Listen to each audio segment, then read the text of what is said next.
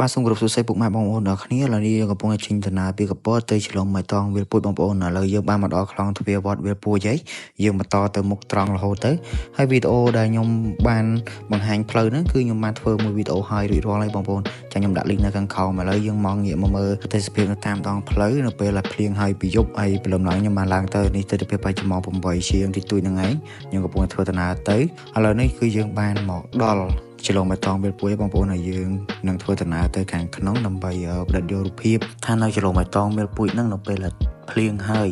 ទេសភាពនិងធម្មជាតិវាស្អាតប៉ុណ្ណាអញ្ចឹងណាអ្នកនរគ្នាអញ្ចឹងហើយបាទខ្ញុំពេចមកវិញដ្រូនកាមេរ៉ាដើម្បីមកដល់រូបភាពចែកជូនបងប្អូនទស្សនាហើយខ្ញុំកំពុងតែធ្វើដំណើរទៅ restaurant ទៅកន្លែងទឹកធ្លាក់នៅខាងមុខហ្នឹងគឺមាន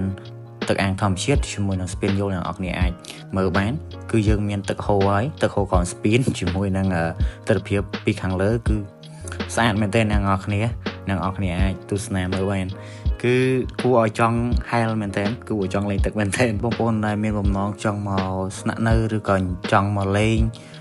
ទឹកធ្លាក់នៅឆ្លងម៉ៃតងវាលពួយឬក៏ទឹកធ្លាក់50ម៉ែត្រឬក៏30ម៉ែត្រនៅខាងលើហ្នឹងបងប្អូនអាចអញ្ជើញមកលេងបាននៅពេលនេះគឺមិនខ្វះទឹកទៀតទេបងប្អូនតែងតែសួរថាពេលណាឆ្លងម៉ៃតងមានទឹកឥឡូវមានហើយបងប្អូនបោតែម្ដងសម្រាប់ឲ្យកូនហែលលេងកំសាន្តបានសម្រាប់បងប្អូនស្រឡាញ់ចូលចិត្តធម្មជាតិនិងចូលចិត្ត adventure ដំណើរផ្សងព្រេងអីហ្នឹងដឹងតែត្រូវហើយព្រោះថារដូវកាលនេះគឺជារដូវកាលបៃតងគេហៅថា green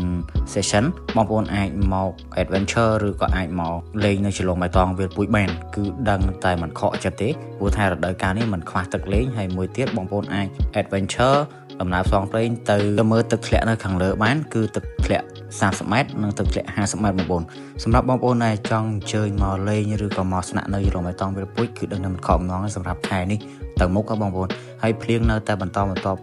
មកទៀត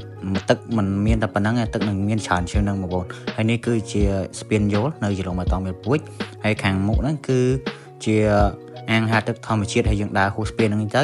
យើងមាន activity ដូចជាខ្សែរ៉កឬក៏ជិះខ្សែរ៉កអីចឹងណាបងប្អូនយើងមាននៅខាងមុខពេលយើងដើរឆ្លងស្ពានហ្នឹងទៅនោះគឺជាអាងទឹកធម្មជាតិហើយបងប្អូនអាចមើលបានយើងអាចអង្គុយផឹកកាហ្វេនៅមាត់ទឹកហ្នឹងក៏បានដែរតែបើសិនជាទឹកច្រើនគឺយើងអង្គុយនៅខាងលើវិញនឹងនៅលើ restaurant វិញបើសិនជាបងប្អូនមានចំណាប់អារម្មណ៍ចង់មកលេងឬក៏ចង់មកស្នាក់នៅអីបងប្អូនអាចទំនាក់ទំនងទៅខាងឆ្លងបៃតងឬក៏ខ្ញុំនឹងតម្លាក់ព័ត៌មាននៅខាងក្រោមវីដេអូហ្នឹងឥឡូវនេះខ្ញុំបានធ្វើដំណើរមកតំបន់ Side B នៅ Side B ក៏យើងមាន villa private ជាមួយនឹងបន្ទប់តង់ VIP ហើយបន្ទប់តង់គឺនៅជាប់មាត់ទឹកអូខេឥឡូវខ្ញុំបានមកដល់ហើយអ្នកនរគ្នាមិនថា Side A ឬក៏ Side B ទេគឺយើងមានទឹកគ្រប់គ្រាន់សម្រាប់ឲ្យបងប្អូនលេងកំសាន្តតែម្ដងនៅកន្លែងដែលខ្ញុំកំពុងតែថតហ្នឹងគឺយើងអាចលោតទឹកឬក៏លេងទឹកបានណាបងប្អូនហើយបងប្អូនអាចមើលបានទឹកឡើងថ្លាតែម្ដងហើយមិនបាច់និយាយពីរឿងត្រជាក់គឺត្រជាក់យកតែមែនតែនដូចតកកអញ្ចឹងបងប្អូនហើយនេះគឺជាទិដ្ឋភាពទឹកហូរមកពីខាងលើទៅក្រោមបងប្អូនហូរទៅដល់ក្រោមរហូតហើយ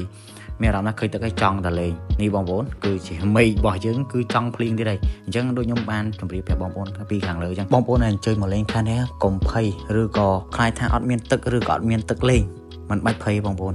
គឺខែនេះពេញលេងបងប្អូនទាំងធម្មជាតិទាំងទឹកគឺពេញលេងបងប្អូនហើយខាងលើហ្នឹងគឺជាតង់នៅជាប់មាត់ទឹករបស់យើងហើយទិដ្ឋភាពខាងលើនេះគឺជា private villa បងប្អូនណានៅជាប់មាត់ទឹកដែលខ្ញុំឈរថតមុនហ្នឹងហើយ private villa យើងមាន2មាន private villa ដែលមានអាងទឹកនិង private villa ដែលអត់មានអាងទឹកចំពោះបន្ទប់ធំទូលាយមាន2បន្ទប់គេង2បន្ទប់ទឹកនេះខ្ញុំបានចូលមកដល់ក្រោមនៅមុខតង់របស់យើងតែម្ដងនៅមុខតង់ VIP នៅជាប់មាត់ទឹកបងប្អូនចំពោះ view ពីខាងលើវិញគឺស្អាតខ្លាំងបងប្អូនចំពោះ private villa ជាមួយនឹងតង់នៅជាប់មាត់ទឹកបងប្អូនបើសិនជាបងប្អូនមានចំណាប់អារម្មណ៍ឬក៏ចង់មកស្នាក់នៅឬក៏មកលេងកម្សាន្តបងប្អូនអាចអញ្ជើញមកលេងបានចំពោះព័ត៌មាននឹងទីតាំងចាំខ្ញុំដាក់នៅក្រោមវីដេអូហ្នឹងហើយមួយទៀតគឺវីដេអូបង្ហាញផ្លូវមកដល់ទីតាំងគឺខ្ញុំនឹងដាក់នៅក្រោមវីដេអូហ្នឹងដូចគ្នាវីដេអូរបស់ខ្ញុំមានតែប៉ុណ្្នឹងទេសូមអរគុណសូមគោរពនិងជម្រាបលាបងប្អូនអរគ្នាចាំជួបគ្នានៅវីដេអូក្រោយ